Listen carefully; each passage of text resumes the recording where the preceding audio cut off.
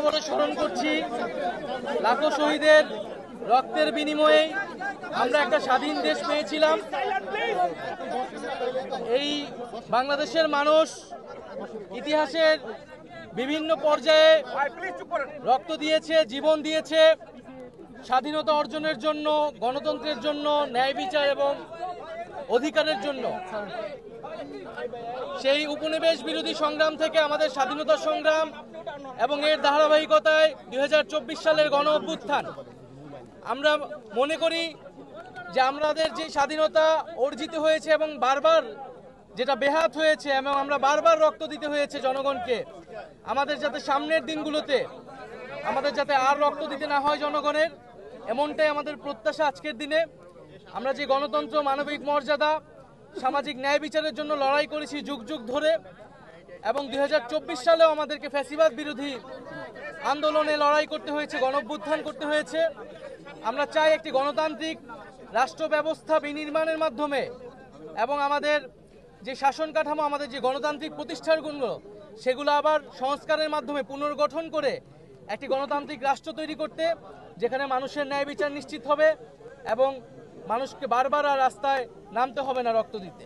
BNP নেতা মির্জা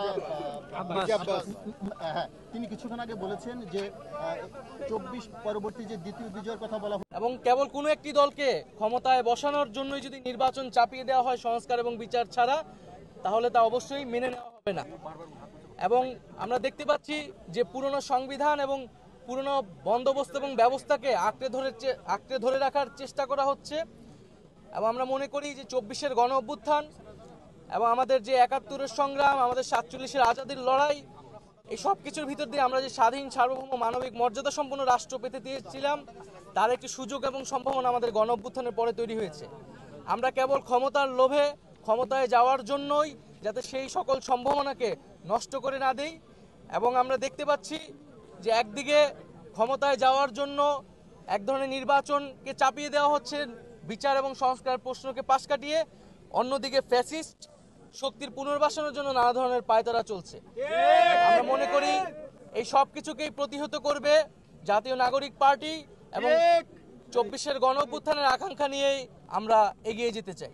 আপনারা কোন স্বাধীনতাকে এগিয়ে রাখবেন? 71-এর স্বাধীনতাকে না 24-এর স্বাধীনতা?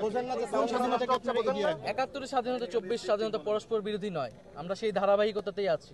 নাইত ভাই, 5 আগস্টের আগে এবং পরে দলগুলোর মধ্যে যে ঐক্য ছিল, আপনার কি মনে হয় এখন বর্তমানে এই দলগুলোর মধ্যে সেই ঐক্যটা কিছুটা ফাটল ধরেছে? আপনাদের মানে বক্তব্যটা কি?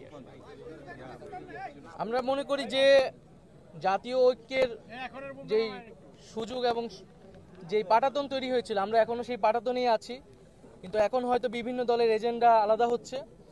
কিন্তু আমরা যদি গণঅভ্যুত্থানের আকাঙ্ক্ষাকে বাস্তবায়ন করতে চাই, দেশের স্বার্থকে আমরা রক্ষা করতে চাই, তাহলে আমরা এই একই পাটাতনে থেকে আমাদের পরস্পর ভিন্ন মত, ভিন্ন লক্ষ্য থাকা সত্ত্বেও আমরা মনে করি সেই একই পাটাতনে থেকেই আমাদেরকে সামনের দিনে এগোতে হবে।